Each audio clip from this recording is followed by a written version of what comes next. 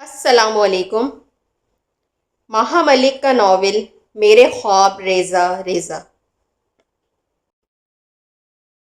میر سکندر علی نے رملہ سے کہا، بیٹھنے کو نہیں کہو گی؟ ساری باتیں یوں ہی کھڑے کھڑے ہو جائیں گی۔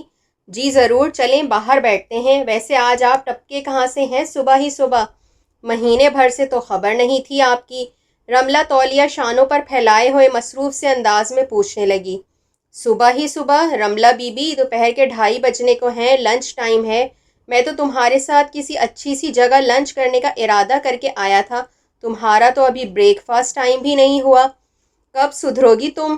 ارے بھائی جانے دیں، اپنی زندگی کی یہی بے فکری اور بے پرواہی تو عزیز ہے مجھے۔ رات سونے کا موڈ نہ بنے تو گھومنے نکل جاؤ۔ دن کو بیزاری اور سستی ہو تو سارا دن اے سی آن کیے بلینکٹ لپیٹے پڑے رہو۔ 4 دن زندگانی کے ہیں، یوں ہی گزر جائیں گے۔ بڑی دل برداشتہ معلوم ہوتی ہو، میر سکندر علی نے کہکہا لگایا۔ جتنی معلوم ہوتی ہوں اس سے کہیں زیادہ ہوں، رملہ نے سنجیدگی سے جواب دیا۔ زینب کے لیے مزید وہاں رکنا ممکن نہ رہا۔ دونوں بہن بھائی آپس میں ایک عجیب سی مصنوعی گفتگو میں مصروف تھے۔ وہ خود کو اضافی اور غیر ضروری سی شے خیال کرتے ہوئے کھڑی ہو گئی۔ میں چلوں گی رملہ، وہ دوپٹہ اپنے وجود پر درست کرتے ہوئے آہستگی سے بولی۔ میر سکندر نے قدرے کن آنکھوں سے اس کے وجود کا جائزہ لیا اور ٹہلتا ہوا کمرے سے باہر نکل گیا۔ ارے میری جان، آئی ایم سو سوری، میں اتنی دیر سے شاید تمہیں نظر انداز کر رہی ہوں۔ خیر ابھی تمہیں جانے نہیں دوں گی، کھانا کھا لو پھر اجازت ملے گی۔ نہیں نہیں، وہ بے طرح گھبرا کر بولی تھی، کھانا میں ہرگز نہیں کھاؤں گی، پھر کسی دن اکٹھے ہوئے تو کھانا بھی کھا لیں گے، لیکن آج نہیں، پلیز رملہ۔ اس کا انداز بے حد التجائی تھا۔ رملہ مسکرا دی۔ چلو کیا یاد کرو گی تم بھی زینب شاہ، آج معاف کرتے ہیں تمہیں۔ میں چلوں پھر؟ چلو میں تمہیں دروازے تک چھوڑ آتی ہوں۔ کیوں؟ ان کے پلٹ کر آ جانے کا ڈر ہے؟ عقب سے سکندر کی آواز آئی تھی۔ وہ دونوں کمرے سے نکل رہی تھیں۔ رملہ نے پلٹ کر شاید اسے نظروں ہی نظروں میں سرزنش کی تھی، پھر وہ اسے لیے بیرونی دروازے تک چلی آئی۔ تم بھائی کی باتوں کو مائنڈ مت کرنا یار، اسے رخصت کرتے ہوئے وہ بولی تھی۔ یہ ہر کسی سے اسی طرح بے معنی گفتگو کر جاتے ہیں، جس سے مخاطب 1000 طرح کے معنی اخذ کر سکتا ہے، الٹے سیدھے۔ نہیں، میں نے کچھ مائنڈ نہیں کیا، وہ بے پرواہ سے انداز میں بولی تھی۔ حالانکہ حقیقت یہی تھی کہ میر سکندر علی کے جملوں اور نظروں کی کاٹ سے بچنے کے لیے اتنی جلدی اٹھ گئی تھی، ورنہ وہ کھانا رملہ کے ساتھ کھانے کا ارادہ باندھ کر ہی گھر سے نکلی تھی۔ لیکن وہ شخص بہت عجیب و غریب تھا، ناقابل برداشت قسم کا۔ زینب کا ماحول بھی ہمیشہ سے کچھ اسی قسم کا رہا تھا کہ اسے ایسے آزاد منش لوگوں سے الجھن محسوس ہوئی تھی۔ بے جھجک گھورنے والے، بے خوفی سے بات کرنے والے لوگ۔ وہ ایک شادی شدہ عورت تھی، کوئی کم سن کنواری لڑکی تو نہ تھی جس سے وہ شخص اس طرح برتاؤ کر رہا تھا۔ اسے غصہ بھی آ رہا تھا اور ایک عجیب سی الجھن بھی اپنے وجود سے لپٹی ہوئی محسوس ہوئی تھی۔ میر سکندر علی کی نگاہوں کا خیال کچھ ایسا ہی تھا۔ گھر آ کر وہ کھانا پینا کھا سکی، ایسے ہی خالی پیٹ سونے کے لیے لیٹ گئی۔ یوں بھی جمیلہ کے آ جانے سے اس کا کام کاج کی عادت متاثر ہوئی تھی، اس لیے بھوک بھی نہ لگتی تھی۔ سستی اور بیزاری کے عالم میں اسے رملہ کے الفاظ یاد آئے، اسے جھرجھری سی آ گئی۔ ایسی سپاٹ بیزار زندگی کی کسی تڑپ اور لگن کے بغیر، میں بھی کہیں ایسی ہی نہ ہو جاؤں، سوچتے سوچتے اسے نیند آ گئی تھی۔ دوپہر وہ جس قدر بے مزہ ہوئی تھی، شام اتنی ہی خوشگوار اور زندگی سے بھرپور ثابت ہوئی۔ احسن نہ صرف جلد گھر آ گیا تھا بلکہ اپنی ہمراہ بہت سی چیزیں بھی لایا تھا۔ آج اسے تنخواہ ملی تھی اور وہ اپنا وعدہ پورا کرتے ہوئے زینب اور بچے کے لیے بہت کچھ لے کر آیا تھا۔ زینب دلچسپی سے چیزیں دیکھتی اور تبصرہ کرتی رہی۔ کپڑے آپ سارے بچیوں کے لائے ہیں، یہ فراکیں، یہ رومپر، سب بچیوں کے ڈیزائن ہیں، لڑکا ہوا تو یہ کپڑے پہن کر عجیب سا لگے گا۔ اچھا، وہ سوچ میں پڑ گیا، چلو 1 سال کے لیے یہ کپڑے اٹھا کر رکھ لینا، اگلے سال کام آئیں گے۔ زینب نے پہلے کچھ نہ سمجھتے ہوئے تعجب سے اس کی جانب دیکھا، پھر اس کی شرارت سمجھ کر اسے گھورنے لگی۔ کیا مطلب ہے آپ کا؟ کوئی مشین ہوں؟ نہیں بھائی، یہ تو مشترکہ کمپنی ہے، ہر سال نیا ماڈل پروڈیوس کرنے والی تم اکیلی تھوڑی ہی۔ زینب نے کشن اٹھا کر اسے مارنے کی دھمکی دی تو وہ دبک کر بیٹھ گیا۔ اچھا بابا، اور چیزیں تو دیکھو، تم تو ہلاکو خان کی بھتیجی معلوم ہوتی ہو، ذرا منہ سے بات نکلی نہیں اور تم نے تیز تیز نگاہوں سے گھورنا نہیں، توبہ توبہ۔ وہ کان پکڑنے لگا۔ زینب مسکراتے ہوئے دوسری چیزیں دیکھنے لگی اور یہ کھلونے، پھر وہ کھلونے دیکھ کر ہنس پڑی۔ یہ سب تو 2-2.5 سال کے بچے کی عمر کے ہیں۔ یہ جہاز، ریل گاڑی، واحد یہ گڑیا، یہ تو ہنستی اور روتی بھی ہے۔ چھوٹا سا بچہ بھلا ان کھلونوں سے کھیل سکتا ہے؟ ارے یہ تو تمہارے لیے ہیں، وہ فوراً بولا۔ بچے کو اتنا بہلانا نہیں پڑے گا جتنا مجھے تم کو بہلانا پڑتا ہے۔ ذرا سی بات ہوئی اور تم ناراض ہوئیں۔ میں نے سوچا چند کھلونے ہی لے لوں۔ احسن اسے ہنسی آ گئی۔ کبھی تو سنجیدہ ہو جایا کریں، میں کہہ رہی ہوں یہ اتنے پیسے ضائع کرنے کی بھلا کیا تک تھی؟ پہلے ہی ہاتھ اتنا تنگ ہے۔ ہاتھ تنگ ہے تو اس میں بھلا اس آنے والے ننھے منھے سے وجود کا کیا قصور؟ وہ سنجیدہ ہو گیا۔ اسے تو ضرورت کی ہر شے ملنی چاہیے، اور پھر سچی بات تو یہ ہے کہ یہ سب کچھ خریدتے ہوئے مجھے خود کو بہت زیادہ خوشی اور مسرت ہو رہی تھی۔ ایک عجیب سا خوشگن احساس تھا جس میں گھر کر میں اتنا کچھ خریدتا چلا گیا۔ آج سے پہلے مجھے دکان پر جانا، چیزیں خریدنا بے مقصد معلوم ہوتا تھا۔ آج ایک طویل عرصے کے بعد میں نے اس قدر جذباتی انداز میں شاپنگ کی ہے۔ یقین مانو زینب، کھلونوں کی دکان سے باہر نکلنے کو تو میرا جی ہی نہیں چاہتا تھا۔ میری نگاہوں کے سامنے اس وقت شاید میرا اپنا بچپن آ کر کھڑا ہو گیا تھا، روتا بسورتا، مسکین اور مظلوم قسم کا بچپن۔ وہ عجیب سے انداز میں ہنس پڑا۔ اس کی نظریں کہیں دور بھٹکنے لگیں۔ پتہ ہے زینب، جن بچوں کو اپنی من پسند کھلونے نہیں ملتے نا، ان کے اندر اس محرومی سے پیدا ہونے والے خلا کو پھر تمام عمر کوئی شے نہیں بھر سکتی۔ ساری عمر آنکھوں کے سامنے وہی رنگ بھوک پیاس سے زیادہ تکلیف دہ ہوتا ہے۔ پتہ ہے کیوں؟ اس لیے کہ وہ دور گزر جانے کے بعد انسان پیٹ بھر کر روٹی کھا سکتا ہے مگر کھلونوں سے نہیں کھیل سکتا۔ یہ احساس محرومی تو بس ایک جگہ ایک ہی حالت میں ساکت رہ جاتی ہے۔ اسی لیے میں نے زینب بہت کچھ اٹھا لیا۔ زینب اس کے الفاظ کے ساتھ ساتھ نہ جانے سوچ کے کس بہاؤ میں بہہ گئی تھی۔ شاید اس کی آنکھوں کے سامنے بھی اس کا محروم بچپن اور کڑتا لڑکپن آ کھڑا ہوا تھا۔ تم کیا سوچنے لگی ہو؟ احسن اپنی کیفیت کے حصار سے نکلا تو ہنس کر ماحول کی کشیدگی کم کرنے کے خیال سے بولا۔ اب ایسا نہ ہو کہ تم جب بھی بازار جاؤ تو میرے لیے ڈھیروں ڈھیر کھلونے اٹھا لاؤ۔ زینب نے ایک عجیب سی سانس بھری اور اسے عجیب سی سوچتی نگاہوں سے دیکھنے لگی۔ احسن وہ وقت تو زندگی میں ابھی بھی نہیں آیا کہ ہم بازار جا کر کوئی چیز ڈھیروں کے حساب سے لے سکیں۔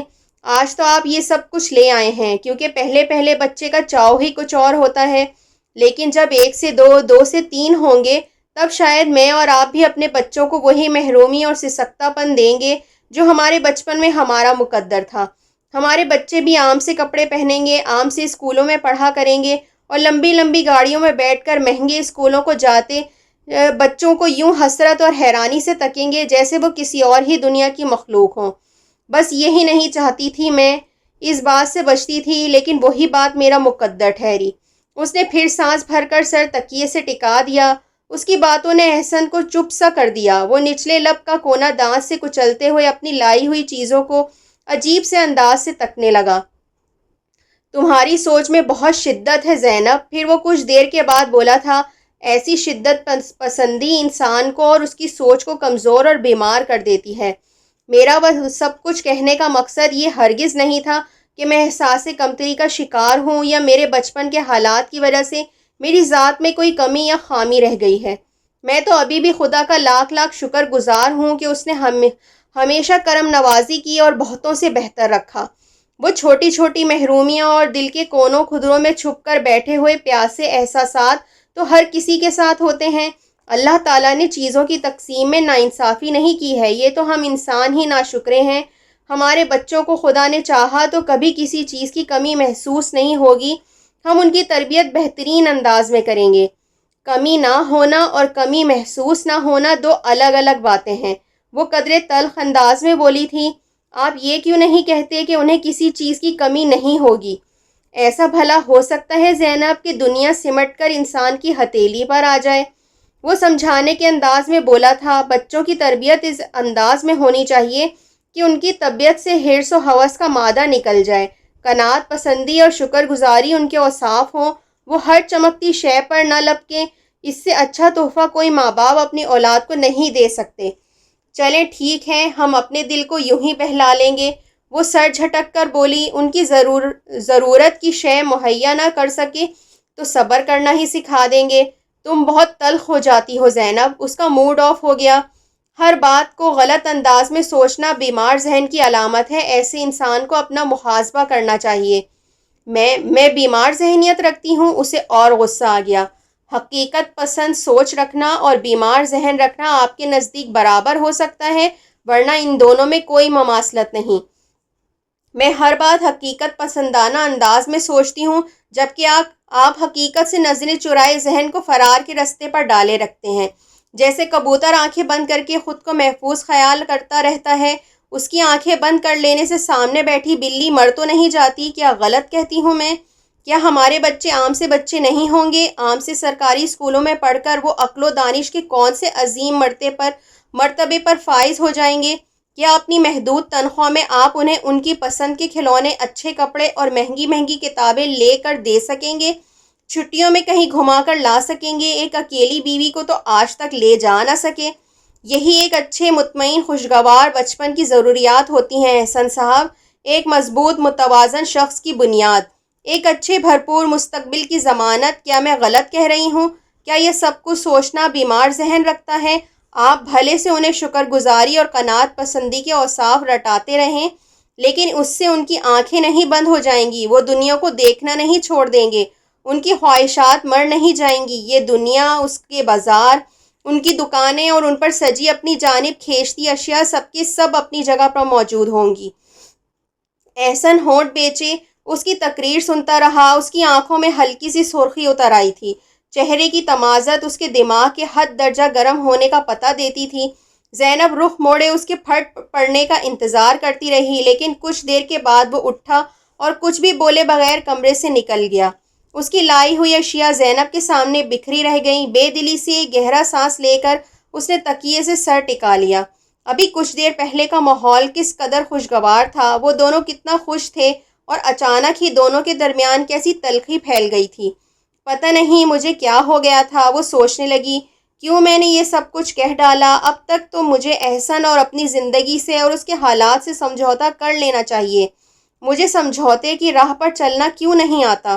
وہ آزردگی سے سوچنے لگی، شاید محرومی اپنے لیے ہو تو انسان سمجھوتہ کر بھی لیتا ہے، لیکن یہی محرومی اپنی اولاد کا مستقبل بنتی نظر آئے تو چیخ نکل ہی جاتی ہے۔ دونوں محاذوں پر اگلے 2 روز تک خاموشی چھائی رہی۔ احسن نے چند ایک مرتبہ اس سے ضرورتاً بات کر لی، لیکن زینب کو کوئی ضرورت بھی محسوس نہ ہوئی تھی۔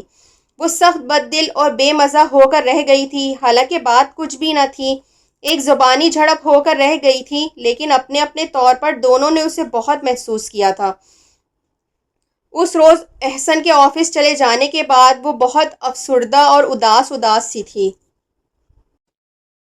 جمیلہ اپنے مقررہ وقت پر آ گئی تھی اور اب کچن کی صفائی میں مصروف تھی۔ زینب کے پاس کرنے کے لیے کوئی دوسرا کام نہ تھا سوائے اس کے کہ وہ اپنے پسماردہ سوچوں سے لڑتی رہتی، جنگ کرتی رہتی۔ بستر پر لیٹی وہ یہی کام بے مقصد انجام دے رہی تھی جب جمیلہ کی ہمراہی میں رملہ اندر داخل ہوئی۔ ہیلو، کیا ہو رہا ہے بھائی؟ تم اور اس وقت تک بستر میں؟ کہیں میرا اثر تو نہیں آ گیا؟ نہیں، میں تو ابھی لیٹی تھی، ویسے تو صبح ہی بیدار ہو گئی تھی۔ وہ اٹھ کر بیٹھتے ہوئے بولی، میں تمہاری طرح 2 بجے تک نہیں سو سکتی۔ شادی سے پہلے 9-10 بجے اٹھتی تھی تو اماں 100 صلواتیں سناتی تھیں، اب بھی وہی عادت ہے۔ رملہ ہنس دی، بس اپنا اپنا دستور ہے۔ وہ اس کے قریب بیٹھ گئی، اور ویسے بھی کبھی اتفاق سے میں جلد بیزار ہو بھی جاؤں تو خود سے یہی پوچھتی ہوں کہ رملہ بی بی اٹھ کر کرو گی بھی کیا؟ کوئی دھندا ہے تمہیں؟ بس یہی سوچتی ہوں اور دوبارہ اوندھی ہو جاتی ہوں۔ ہاں، اب تو کچھ یہ معاملہ میرے ساتھ بھی ہو گیا ہے، زینب سوچتے ہوئے بولی۔ جمیلہ کے آ جانے کے بعد کرنے کو کوئی کام ہی نہیں رہا، نماز روزے کی میں کبھی پابند نہیں رہی، اپنی زندگی بیکار اور بے مقصد سی لگ رہی ہے۔ حیرت ہے، رملہ نے کندھے اچکائے، حالانکہ جس دور سے تم گزر رہی ہو کم از کم اس میں تو ایسے فیل نہیں ہونا چاہیے۔ ہم نے تو سنا ہے بڑے خوبصورت خیالات اور احساسات ہو جاتے ہیں عورت کے۔ زینب مسکرا دی۔ رملہ کے انداز میں حالانکہ قطعاً کسی قسم کا تعصب یا حسد نہیں تھا، پھر بھی وہ چند لمحے غور سے اس کے چہرے پر کچھ تلاش کرتی رہی۔ رملہ کچھ جزبز سی ہوئی تو اسے اور لطف آیا۔ بھائی ایسے کیا گھورنے لگیں؟ وہ بول بیٹھی۔ سچ کہو رملہ، اپنی زندگی میں یہ کمی محسوس نہیں ہوتی تمہیں؟ ماں بننے کو جی چاہتا ہے تمہارا؟ نہیں، وہ قدرے بے رحمی سے بولی تھی۔ پہلی بات تو یہ کہ میں محرومی کو احساس کے بھاری پتھر تلے دب کر اپنی موت مر جانے والے لوگوں میں سے نہیں ہوں۔ اس محرومی کے خلاف علم بغاوت بلند کر کے اپنی انا کو محفوظ رکھتی ہوں۔ جس چیز کی کمی ہوتی ہے اس چیز سے چڑنے لگتی ہوں، اسے حاصل کرنے کو نہیں سوچتی، اس سے بچے رہنے کے طریقوں پر غور کرتی ہوں۔ ہائیں، زینب کو حد درجہ حیرت ہوئی تھی۔ یہ نفسیات کا کون سا پہلو ہے؟ ایسا تو کبھی نہیں سنا۔ آج سن لو، وہ فخر سے بولی۔ مجھے تو روتے بلکتے بچوں سے چڑ ہے، الجھن محسوس ہوتی ہے، ماؤں پر ترس آتا ہے کہ بیچاریاں کس مصیبت میں گرفتار ہو گئی ہیں، نہ رکھتے بنے نہ پھینکتے بنے۔ تم جھوٹ بولتی ہو۔ زینب کو یقین نہ آیا، کسی عورت کے خیالات ایسے ہو ہی نہیں سکتے۔ چلو تم نہ مانو مگر حقیقت ہے۔ وہ تمسخر سے ہنس دی۔ ابھی یہ چند دن اور سکون سے گزار لو، پھر علم ہوگا تمہیں کہ میں جھوٹ کہہ رہی تھی یا سچ۔ یہ سارا حسن پانی بن کر بہہ جائے گا زینب شاہ، کہیں گم ہو کر رہ جائے گی، اور یہاں ایک عجیب و غریب سی بے ڈھنگے وجود کی عورت چلتی پھرتی نظر آئے گی جو خود کو ماں کہتی ہوگی۔ زینب کو اس کی بات بہت بری لگی، حد درجہ غصہ بھی آیا، مگر وہ اس کے مہمان ہونے کے خیال سے خاموش ہو گئی۔ کھانا نکالوں؟ اس نے مصلحتاً بات کا موضوع بدل دیا۔ چنے کا پلاؤ اور لوکی کا رائتہ بنایا ہے آج جمیلہ نے۔ ریئلی؟ اس کے منہ میں پانی بھر آیا۔ ضرور کھاؤں گی، ویسے بھی میں سوچ کر آئی تھی کہ دوپہر کا کھانا تمہاری طرف ہی کھانا ہے۔ تم کس قدر بدتمیز ہو، اخلاقیات سے عاری۔ اس روز میرا اتنا روکنے کے باوجود چلی آئیں۔ کیا تھا جو رک جاتی؟ کون سا یہاں تمہارے کارخانے چل رہے ہیں جن کی نگرانی اشد ضروری ہے؟ سچ زینب، سکندر بھی بہت مائنڈ کر رہا تھا، کہہ رہا تھا تم اس کی شکل دیکھ کر یوں بھاگیں جیسے وہ کوئی بھوت ہو۔ زینب کو وہ شخص اور اس کی نگاہیں یاد آئیں، وہ مزید بدمزہ ہوئی۔ کوئی بھی کیوں بھائی؟ میں تم سے ملنے آئی تھی، ان سے میرا کیا واسطہ جو وہ میرے حوالے سے کچھ مائنڈ کریں؟ مجھے بے وجہ پرائی عورتوں کو موضوع گفتگو بنانے والے مرد اچھے نہیں لگتے رملہ، بتا دینا حضرت کو۔ پھر تمہیں کیسے مرد اچھے لگتے ہیں؟ رملہ مذاقاً اس کی آنکھوں میں آنکھیں ڈال کر ہنسی۔ وضاحت کر دو، میں وہ بھی بتا دوں گی اسے۔ رملہ، زینب تب کر رہ گئی، یہ کیا مذاق ہے؟ اوہ ہو، بے وجہ ہی ذرا زور زور سے ہنسنے لگی۔ تم تو ذرا ذرا سی بات پر سیریس ہو جاتی ہو۔ ارے زینب جان، زندگی میں یہ سب چلتا ہی رہتا ہے، اس میں اتنا برا ماننے کی ضرورت نہیں۔ کیا؟ وہ کچھ نہ سمجھتے ہوئے بولی۔ کیا چلتا رہتا ہے زندگی میں؟ کیا مطلب ہے تمہارا؟ کچھ نہیں، وہ یک لخت خاموش ہو گئی، پھر کچھ دیر بعد بولی۔ بھائی بہت تعریف کر رہا تھا تمہاری، کہتا تھا اس نے ایسا چہرہ آج تک نہیں دیکھا، حالانکہ ایک دنیا گھوم چکا ہے۔ وہ کف افسوس مل رہا تھا تمہارے میرڈ ہونے پر۔ زینب کا چہرہ سرخ ہو گیا، ایک پرائے مرد کی ایسی کھلی تعریف پر وہ اندر تک کٹ کر رہ گئی تھی۔ ساتھ ہی اسے رملہ کی ذہنیت پر تعجب بھی ہوا۔ اگر بھائی بہن کے درمیان ایسی گفتگو ہوئی بھی تھی تو اسے وہ سب کچھ زینب سے کہنے کی کیا ضرورت تھی؟ تم آج کچھ زیادہ ہی بکواس کر رہی ہو۔ وہ بات کو مذاق میں ٹالتے ہوئے بستر سے اتر آئی۔ لگتا ہے تمہیں بھوک کچھ زیادہ لگی ہے، چلو کھانا کھاتے ہیں۔ ہاں، رملہ نے گہری سانس بھری۔ حسینوں کے انداز ہی کچھ اور ہوتے ہیں۔ میری کوئی اس طرح تعریف کرتا تو میں گھنٹوں بیٹھ کر ایک ایک لفظ سنتی، یادداشت میں محفوظ کرتی، بتانے والے سے کریت کریت کر دریافت کرتی کہ کہنے والے نے اور کیا کیا کہا تھا۔ زینب کو ہنسی آ گئی۔ مجھے تمہیں کریدنے کی کوئی خاص ضرورت نہیں ہے، میرا میاں ہی میری اتنی تعریف کر دیتا ہے کہ میں سیراب ہو جاتی ہوں۔ ارے اس نے تمہاری تعریف کرنی ہی ہے، تم نے اسے شرف زوجیت سے جو بخشا ہے۔ بیچارہ دن رات ڈرتا ہوگا کہ کہیں کوئی دوسرا تمہیں اڑا نہ لے جائے، تعریف کی ڈوروں سے تمہارے پر باندھتا رہتا ہے۔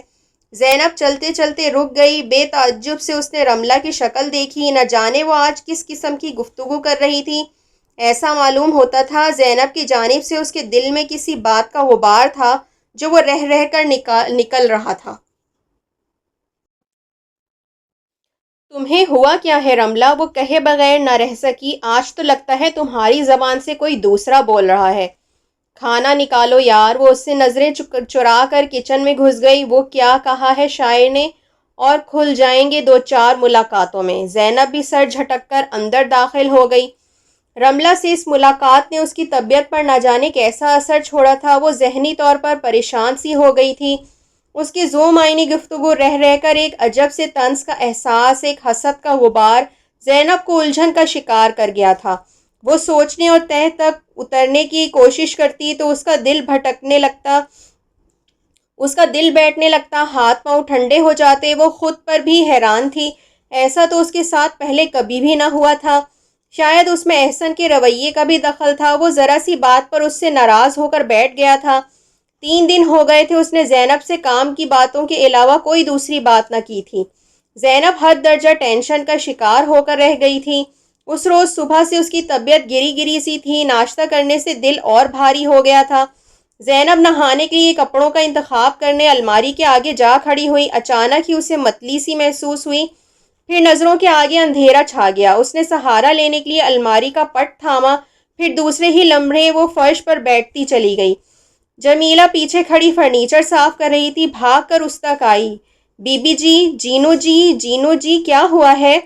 زینب کا دماغ جیسے سن ہو گیا تھا، وہ اسے جواب دینے کے بھی قابل نہ رہی تھی۔ ہاتھ پیروں میں جان ہی نہ رہی تھی، زبان میں ہلنے کی سکت نہ تھی، بس اپنی کیفیت کی وجہ سے آنسو دھواں دھار نکل رہے تھے۔ جمیلہ اسے بمشکل سہارا دے کر بیڈ تک لائی، پھر اسے لٹا کر پانی کا گلاس بھر کر لے آئی۔ بہت دیر کے بعد وہ کچھ کہنے سننے کے قابل ہوئی تھی۔ جمیلہ، اس نے احسن کے آفس کا نمبر اسے تھماتے ہوئے کہا، برابر رملہ بی بی کے ہاں سے احسن کو فون کر کے آؤ، بلکہ ان سے کہنا وہ خود فون کر کے انہیں میری طبیعت کا بتا دیں، ذرا جلدی آ جانا، میرا دل بیٹھا جاتا ہے۔ وہ نقاہت بھرے لہجے میں کہہ کر اس نے سر تکیے پر ڈال دیا۔ جمیلہ کچھ سمجھنے کچھ نہ سمجھنے والے انداز میں سر ہلاتی بھاگم بھاگ نکل گئی تھی۔ تھوڑی دیر میں رملہ جمیلہ کے ہمراہ چلی آئی اور اس کے 15 منٹ بعد ہی سفید چہرہ لیے احسن آ گیا۔ زینو جان، کیا ہوا تمہیں؟ وہ سخت گھبرایا ہوا تھا۔ اس کا چہرہ دیکھ کر اور اس کی آواز سن کر زینب پھر جھر جھر آنسو بہانے لگی۔ کتنے دنوں کے بعد اس کا یہ سابقہ انداز دیکھا تھا۔ میں گاڑی لاتی ہوں، رملہ بولی تھی، اسے ڈاکٹر کے ہاں لے چلتے ہیں۔ جی پلیز، مہربانی ہوگی آپ کی، احسن ٹائی کا نوٹ ڈھیلے کرتے ہوئے شائستگی سے بولا۔ مہربانی کی کیا بات ہے، انسان ہی انسان کے کام آتا ہے۔ وہ رسمی سا جملہ بول کر رسمی سے انداز میں مسکرا کر باہر نکل گئی تھی۔ زینو، کیا ہوا ہے جانو؟ وہ بڑی فکر مندی سے اس کے قریب بیٹھ کر پوچھنے لگا۔ تم ٹھیک تو ہو نا؟ یوں اچانک ہی؟ پتہ نہیں احسن، میں خود اپنی حالت سمجھ نہیں پا رہی ہوں۔ ایسا پہلے تو کبھی نہیں ہوا، دل ایسے لگتا ہے کسی سمندر میں ڈوبا جاتا ہے۔ اس پر حد درجہ نکاہت طاری تھی۔ وہ محبت سے اس کی ہتھیلی سہلانے لگا۔ زینب نے آنکھیں موند لی۔ ڈاکٹر نے اس کا چیک اپ کر کے اسے ڈرپ لگا دی تھی۔ اس کا بلڈ پریشر لو ہو گیا تھا۔ ان کو ڈپریشن بھی ہے، اس نے کہا تھا۔ کسی بات سے ان کے احساسات مجروح ہوئے ہیں، آپ کو ان کا خیال رکھنا چاہیے۔ ایسی حالت میں عورت کو بہت زیادہ ذہنی سکون کی ضرورت ہوتی ہے۔ وہ احسن سے کہہ رہی تھی، اور احسن کی حالت ایسی تھی کہ کاٹوں تو لہو کی بوند نہ نکلے۔ وہ تعصب اور شرمندگی کے سمندر میں غرق تھا۔ وہ زینب کی خراب طبیعت کا تمام تر ذمہ داری اپنے رویے کی وجہ سے اپنے کاندھوں پر محسوس کر رہا تھا۔ میں بہت برا ہوں زینب، بار بار نہ جانے میں تمہیں کوئی نہ کوئی تکلیف دے بیٹھتا ہوں، وہ بار بار کہہ رہا تھا۔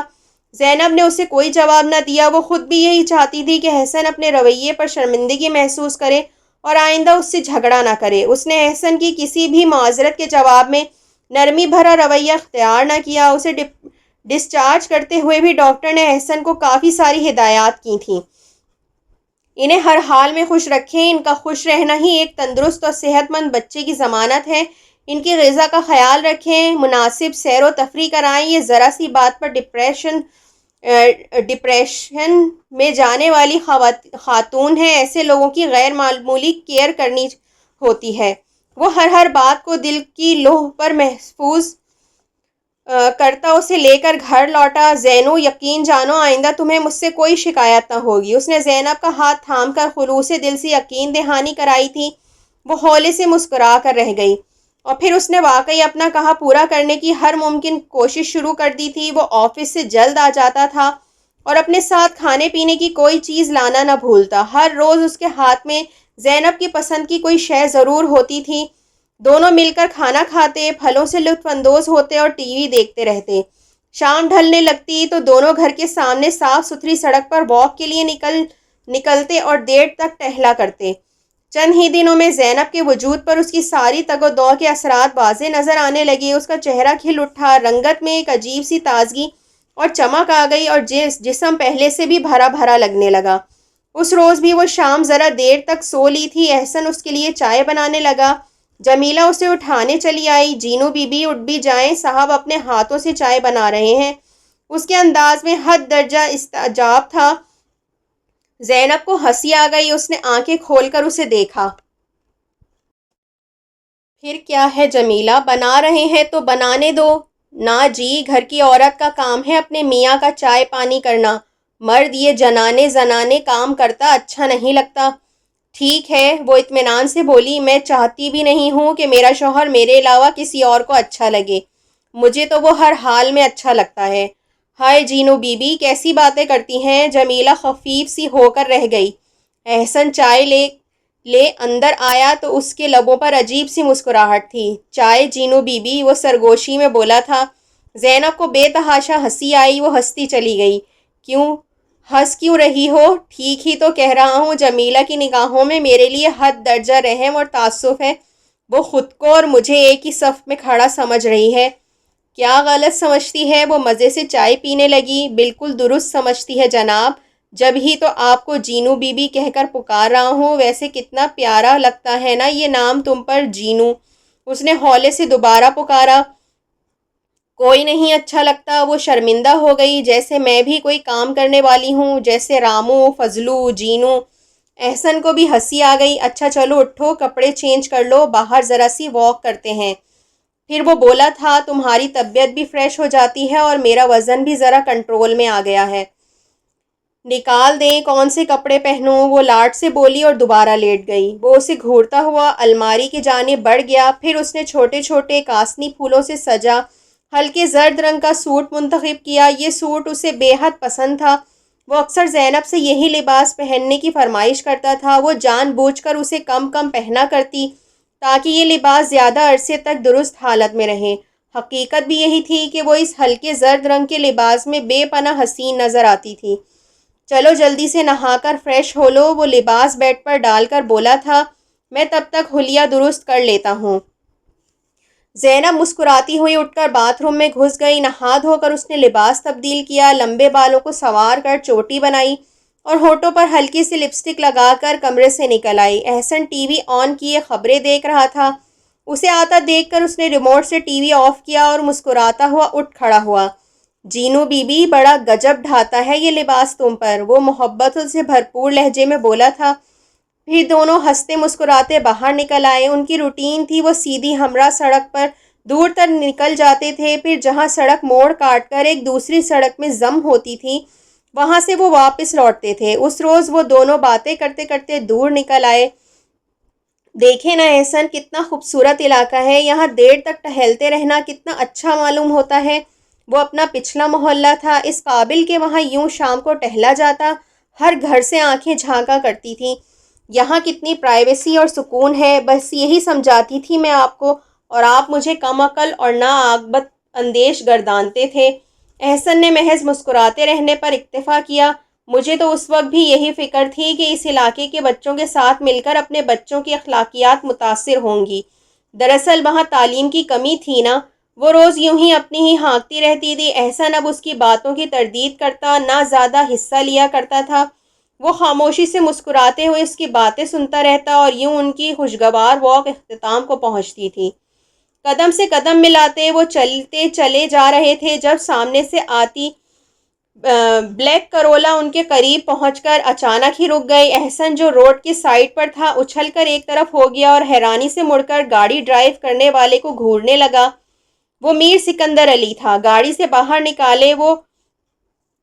سے سر باہر نکالے وہ بڑی دلکش انداز میں مسکراتا ہوا زینب کو دیکھ رہا تھا۔ ہیلو، کہاں جا رہی ہیں آپ؟ کہیں تو آپ لوگوں کو ڈراپ کر دوں؟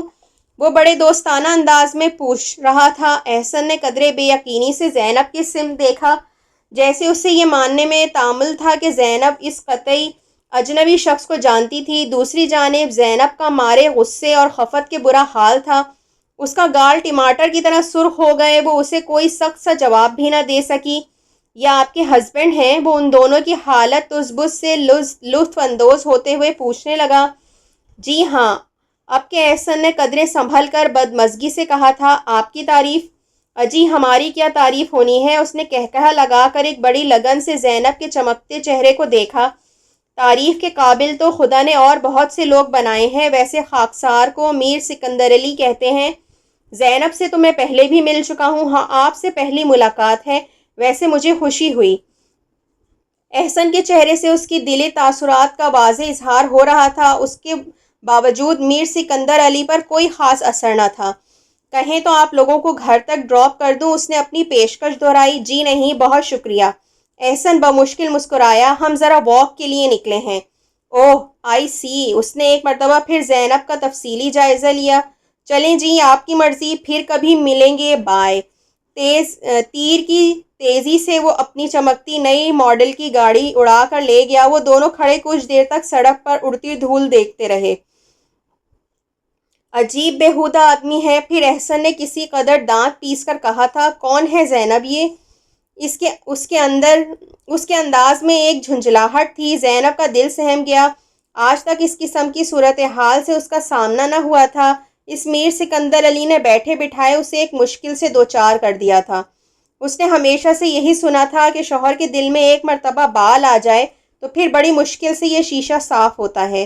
وہ روحان سی ہو گئی۔ رملہ کا بھائی ہے یہ، ایک مرتبہ اسی کے گھر دیکھا تھا، خواہ خواہ کی جان پہچان جھاڑ رہا تھا۔ مجھے تو اس کا نام تک یاد نہ تھا، یقین کریں احسن۔ احسن نے شکن آلود پیشانی کے ساتھ اس کی جانب دیکھا، پھر اس کی اڑی اڑی رنگت اور گھبرایا ہوا انداز دیکھ کر کچھ نرم ہو گیا۔ ہاں ٹھیک ہے، تم کیوں گھبرا گئی ہو؟ ریلیکس ہو جاؤ۔ اس نیچر کے آدمی بھی ہوتے ہیں دنیا میں۔ اگلی مرتبہ اس نے یہ حرکت کی تو طبیعت صاف کر دوں گا موصوف کی۔ زینب کی جان میں جان آئی۔ دونوں نے واپسی کے لیے قدم بڑھا دیے تھے۔